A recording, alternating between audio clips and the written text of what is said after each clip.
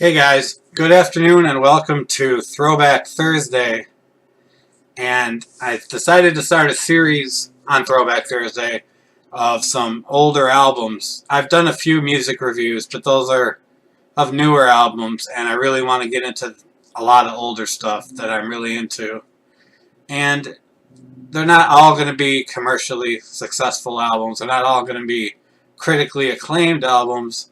They're just going to be some albums that I like a lot, and I think you should give a shot, give a try. And yeah, I'm going to try to focus on albums that are at least 20 years old. So this is 2016, so 1996 would be the cutoff point right now. And I just really want to talk about these albums. I'm going to try to do them every Thursday, but I know I'm not going to be able to every Thursday, but I'm going to do my best because there's a lot of them I can talk about. Yeah, so let's get started on this. It took me a little while to figure out which album I wanted to do first, and then it just occurred to me, why not do an album by the best band there ever was, the Beatles. Now, I'm not saying the Beatles are my favorite band. They might be. I'd really have to think about it, but they're definitely the greatest band for a lot of reasons, and I'll get into that. Enough has been said about the Beatles. If you want me to get into that, I will, but at a later date. But there's lots of reasons. Yeah, and I figure why not start with the best album by the best band, in my opinion, which would be Revolver, which was really a milestone album in a year full of milestone albums. And yeah, but before I get into the actual album, there's some things I should touch on because they have bearing on what became this album. It came out August 5th, 1966 in the UK, and a few days later in the US. Now, they had just, the same month, actually, a few weeks later than after the album was released, the Beatles decided to stop touring. And they played their last show on August 29th in Candlestick Park in San Francisco. And they were done playing live. Now, they were just tired of it. They couldn't hear themselves play over the screaming girls. They were tired. They literally, in about 3 years, they went on one world tour, one European tour, one tour of the UK, and 2 US tours in 3 years. And also released 7 albums and 1 extended play, which is an EP. And if you don't know what that is, bands in the 60s used to release these a lot, usually British bands. If you're familiar with an LP is an album, and a 45 is, a single, like one song on one side, one song on the other. We're talking vinyl here. So some of you might not know what that is. But an extended play is a little more than a 45. It's a couple songs on one side, 2 or 3 on one side, and 2 or 3 on the other. So it's not the length of an album, but it's longer than a single. But they released one of those. 7 albums and one of those in 3 years, not to mention all this touring. So basically for 3 years, they were either playing live or in the studio or in a hotel room for 3 years, which is totally insane. Any band trying to do that these days would probably die. In addition to releasing all those albums, and the time it took to write all these songs is totally insane. But they did it. And yeah, so they decided to stop touring. They felt like, with the screaming all the time, they couldn't hear themselves play, and they felt they couldn't improve as a band that way. And they wanted to make their albums be their performance. And I don't know, about December 1965, they had released Rubber Soul, and they were moving past what was considered like teenager music at the time. And definitely with Revolver, they were miles beyond that, and the music was becoming way too complicated to play live. Anyway, I mean, a few weeks before that, before they stopped touring, they had released Revolver, and they didn't play any songs off the actual album live because it's just too complicated. And plus, George started another thing having to do with this album. What became this album is George Harrison had gotten into Eastern philosophy and music, and he was really into that. He studied the sitar with Ravi Shankar, who still is a really, I think he's dead now, but like recently, a couple years ago, really famous sitar player. He's really good, and he learned the sitar from him, so that influenced a lot of the music.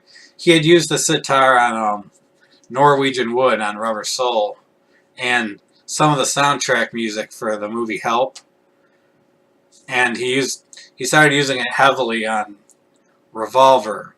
And plus, him and John Lennon had started experimenting with LSD in 1965, which was a legal drug at the time.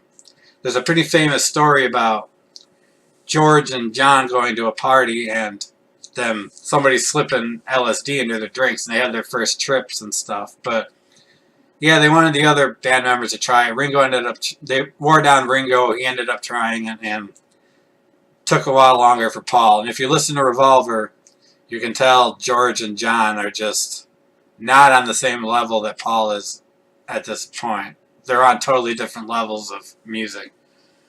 But yeah, so this album was released in August of '66, and 2 months, May of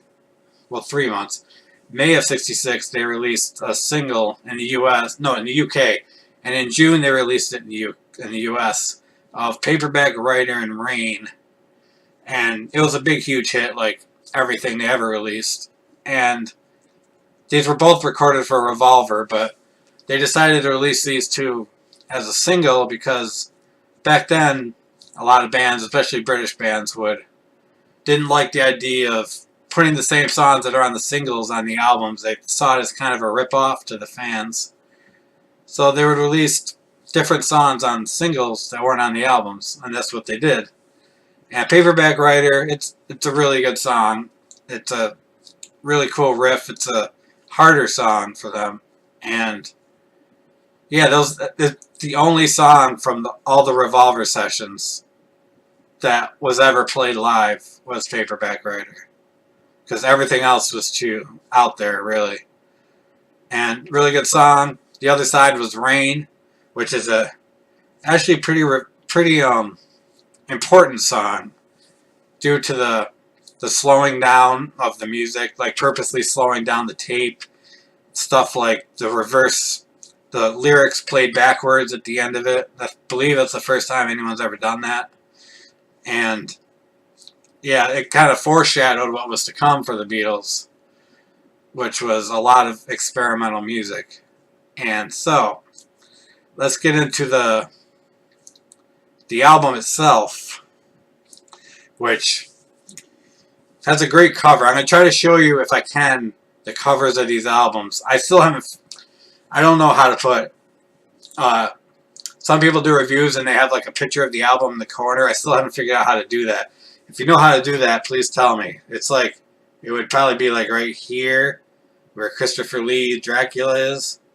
But I don't know how to do that yet, so I'm just to show you my CD. It was a cover done by Klaus Vormann, who was a friend of the Beatles since their days playing in Hamburg, Germany, before anyone knew who the Beatles were.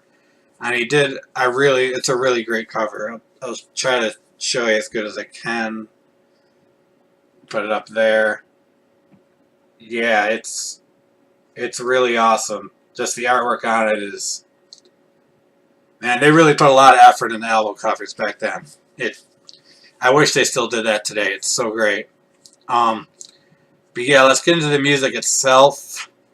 The album starts off with Taxman, which is written by George Harrison. George Harrison had been writing songs for a while, but it was hard for him to get a lot of songs on the albums because, you know, he was in a band with John Lennon and Paul McCartney, who are songwriting beasts. They just crank out songs constantly, and they had all the hit songs, so they got most of the songs in the albums. But George managed to get 3 songs on this album, so this was really his breakout album.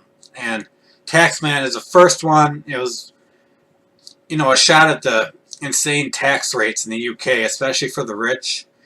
And I read somewhere that sometimes they would take as much as 90-95% in income tax, which is totally insane, which is why a lot of bands, including the Rolling Stones back then, ended up moving out of the country.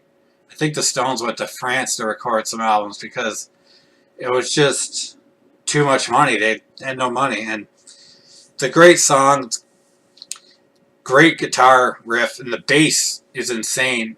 Paul McCartney plays the bass, and he does the lead guitar. He does the guitar solo in this song, which is fucking great. I love it. And that bass, the bass in the middle part, if you ever listen to this, listen to that bass in the middle part of the song. It's so fucking good. Paul McCartney is amazing on this song. And it's a great song written by George. And really their first protest song. Like protesting against something. And I love it. Alright, next song would be Eleanor Rigby, which is a pretty popular Beatles song. You hear this a lot. It's about, basically about a lonely spinster and a priest, and her funeral, and how nobody came to her funeral.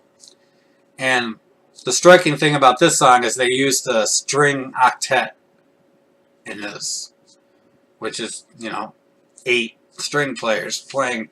And there were no Beatles on the song instrumentally. I mean, Paul sang the song, and George and John did the harmonies, but nobody played any instruments on the song. Kind of like Yesterday from the Help album.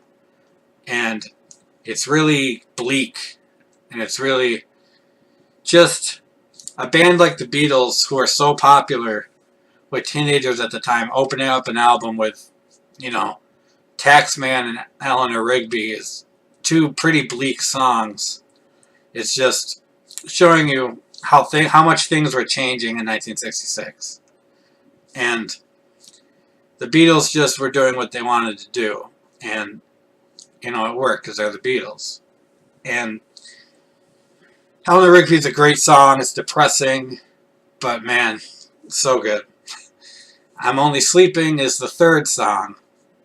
And here, there's something I should have gotten into before I started reviewing the songs. But, yeah, when England would release the Beatles albums on EMI Records, I believe, Parlophone, something like that. And they generally had 14 songs on them. Now, Capitol Records distributed Beatles albums in the U.S., and what they would do to make even more money is they would cut certain songs from the British version of the albums and make a whole new album with those leftover songs and make more money. And it really affected, I mean, you could argue that the British version of of Rubber Soul and the American version of Rubber Soul are pretty equal. I mean, I kind of like the fact that I've Just Seen a Face is on the American version of Rubber Soul. And so it sounds really good still. But they really butchered Revolver. If you listen to the American version of Revolver, there are 2 John Lennon songs on the American version of Revolver, which is totally insane. I mean, they cut 3 songs from the British version of Revolver for the American version, and they were all John Lennon songs. And I'm Only Sleeping is one of them. It was cut from the album, kind of a lazy kind of song, singing about, you know, just wanting to stay in bed, not wanting to be bothered. Has some really cool backwards guitar. It has a backwards guitar solo in the middle, and it has a backwards guitar outro at the end of the song. And it's just really cool, mellow, kind of psychedelic song in the solo and the end of the song. Really great song. is it's not. It's full of great songs. I mean, all right. Love You Too is the next song. Now, I was talking about George Harrison and his love of Indian music. Well, he really used it on this song. It was he used the sitar. There was a tabla on this song. It's basically Indian music with, you know, George Harrison singing over it, and continuing he had done with Norwegian Wood. It was heavily LSD had a lot to do with this. It was about free love and all that stuff that goes on that went on in the '60s, and it's a really great track. Because of the Beatles, I really like Indian music. It's enjoyable to listen to for me, and I would recommend if you want to give it a shot, give it a shot. Start off with the Beatles though. It's easier to absorb it that way first than to get into the actual Indian music, which without the English lyrics or without any lyrics, a lot of it. So yeah, so Love You Too is a really great song. Next would be Here, There, and Everywhere. This is a Paul McCartney song, and it's a lovey song. And if, like I said, you listen to the Paul McCartney songs on this album, they kind of sound out of place. Minus Eleanor Rigby, that fits right into me. But the rest of them are just kind of lovey songs. This song was inspired by God Only Knows, off of the Beach Boys' Pet Sounds, which is another album I'm sure I'll get into from the same year, actually. Another milestone album.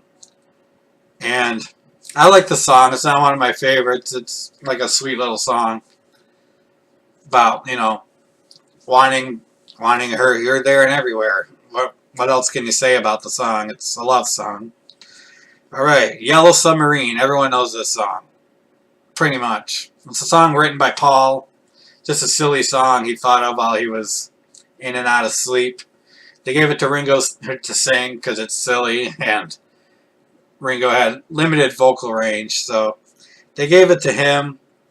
It's a great song. I mean, when I was younger, I wasn't as into this song, but as I get older, I've learned to really appreciate the song. It's you can't take everything so seriously, and the song actually features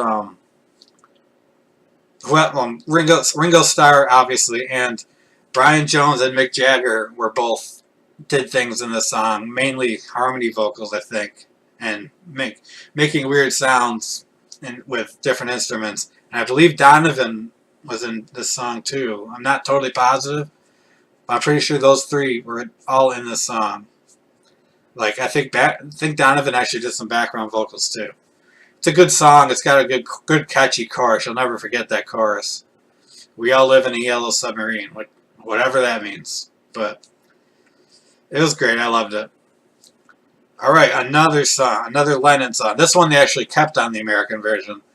One of the two they kept on the American version. George Harrison had more songs on the American Revolver than John Lennon did.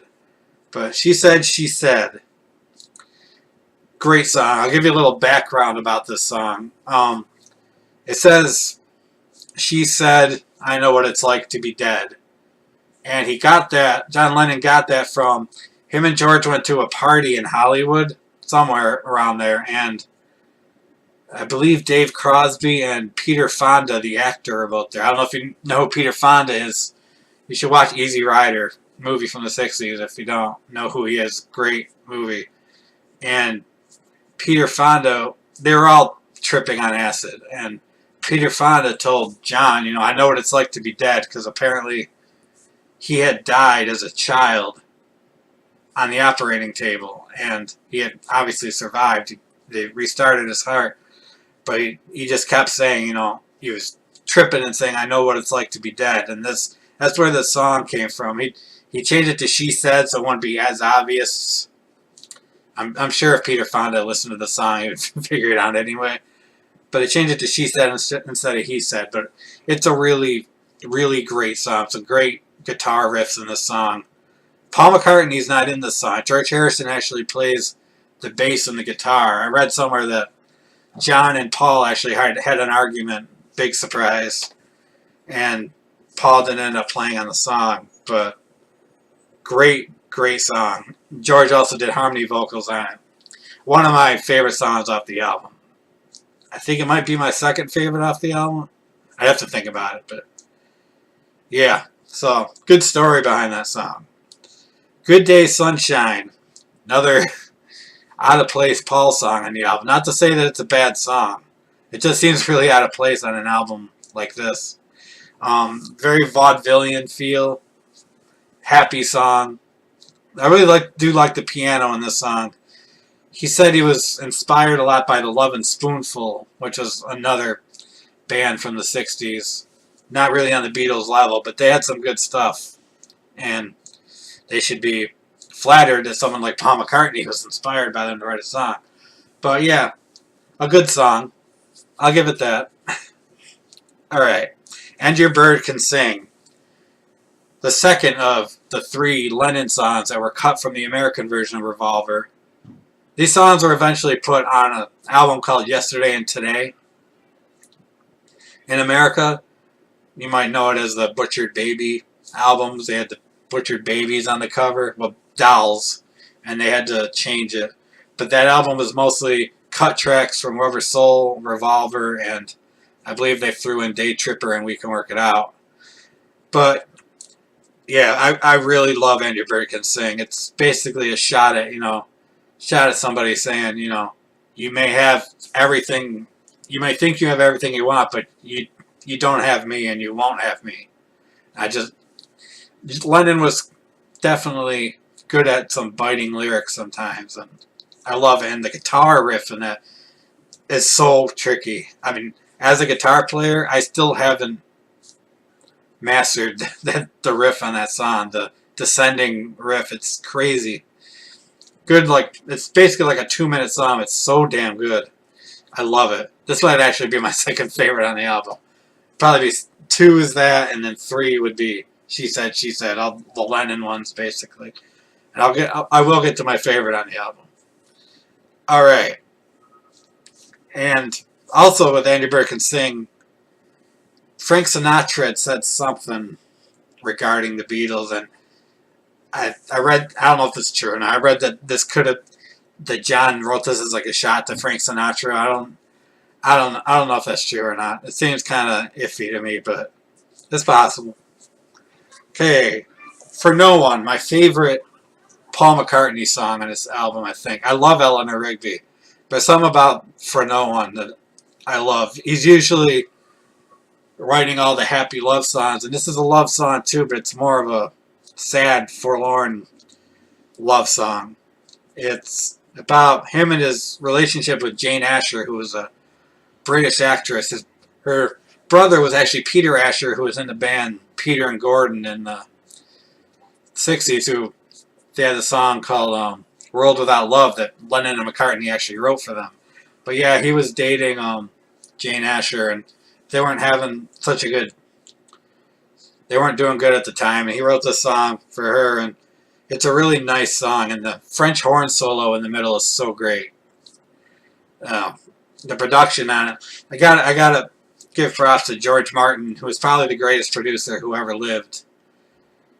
The Beatles were great, but George Martin made the Beatles greater. Helped them reach their maximum potential. Nothing was off limits to him. Any idea they had, he would give it a shot. And I think it was his idea for the French horn in the song, and it came off great. I love the French horn in it. Good song, really good song. Dr. Robert, the third song cut from Revolver in the United States. It's about a New York physician that they knew who would give and inject amphetamines to patients. So, yeah, you're feeling that the refrain, well, you're feeling fine. Well, we'll make you Dr. Robert. Yeah, he makes you feel fine by injecting amphetamines, and that's what it's about. Lots of drugs on this album, and the Beatles weren't the only ones writing stuff about drugs. They were doing them at the time. There was a lot, and I'll get to more of those albums too. Even from just 1966, there's so many great albums. In my opinion, 1966 probably one of the greatest years in the history of music. I wish I was alive back then. I really do. Alright. I want to tell you the third George Harrison song. And probably my least favorite, but I do like it. It's just not as good as Taxman or Love You Too. It's just some more LSD influence and writing about how when it's hard to express feelings to people. It's a good song. It's one I'll skip over sometimes, but I don't mind the song. It's pretty good. Got to Get You Into My Life. Another Paul McCartney song. And this might be my least favorite song on the album. I mean, it's alright. He's got the screaming vocals in that part, and I love Paul McCartney's got a great voice. But where I work at a restaurant. For some reason, they always play this song in the dining room. I don't get it. It's not a hit Beatles song. They just always play this song, and I'm just tired of it now. I hear it all the time, and I don't know. But once again, it's another McCartney song that kind of sounds out of place on this album, so I don't know. Seemed like John and George were, I know they're doing the LSD and everything. They were just writing some more interesting things than he was. It's an alright song. It's disguised as a love song, but what he said is really about pot. Got to Get You Into My Life, and it's a love song to pot, basically. Yeah, so some more drugs. And speaking of drugs, we get to the last song on the album, and my absolute favorite song on the album, probably my favorite Beatles songs, and one of my favorite songs by anybody of all time, Tomorrow Never Knows. A revolutionary song. It's just amazing. Every time I listen to it, it just blows my mind. If you happen to listen to this song, I recommend listening to it in headphones, because you really get the full effect of what's going on in that song. It's just crazy shit everywhere. They used a lot of... Paul McCartney actually had a lot to do with this. A lot of looped tape effects where they would cut tape that they recorded on and splice it together and make weird noises. They actually recorded some seagull noises that are put into there to really stand out. It's freaky. And the lyrics are based on the Tibetan Book of the Dead, a guide to the Tibetan Book of the Dead that Timothy Leary, who was a big hippie guy in the 60s, the tune in, turn on, and drop out guy. Yeah, they're based on the Tibetan Book of the Dead, basically. And John's idea for the song was he wanted to sound like the Dalai Lama shouting from a mountaintop, which, was hard to do, especially in 1966. But what they did was they ran his voice through a Leslie speaker, which is a speaker that had a thing inside it that would revolve. So it gave a weird effect to the voice, and that's what they used on his voice. And man, this song is amazing. It's just, I've heard the song thousands of times probably, and every time I hear it, it still blows me away. So it's revolutionary. It's innovative. Nothing had been done like that before, and even today it sounds revolutionary. Like, no one does this stuff. How did they think to do this stuff in 1966? It's the genius of the Beatles. I mean, you think about where they came from, like Love Me Do, I Want to Hold Your Hand and stuff, just a couple of years before this. It's amazing how much they progressed. And they didn't stop progressing after this. You would think after listening to the song, how much farther can you go? And they still kept going farther. But it's one thing you got to admire about the Beatles. They just did what they wanted to do. And you could tell by the song, people... I can imagine in 1966, people listening to the song being, what's going on? Is this actually the Beatles? It's amazing. I can't give the song enough credit. I still listen to it mostly every day. And I love it so much. Seriously, listen to the song and listen to this album. I'm gonna be grading these on a out of 10. I'm gonna do out of 10 like my other ones. So, what do I give Revolver? I want to give it a 10, but some of the McCartney songs aren't great to me. So I give it I'll give it a 9.5 out of 10. I mean, some of the McCartney stuff isn't great, but it's not bad either. It's still good. It's just compared to the other stuff, compared to Tomorrow Never Knows and She Said, and Your Bird Can Sing. It's I'm Only Sleeping, and Love You Too, and Taxman, and Eleanor Rigby. It's just, I mean, yeah, Eleanor Rigby is a Paul song, so you gotta give credit for that. So I'm gonna give that a 9.5 out of 10. All right, all right.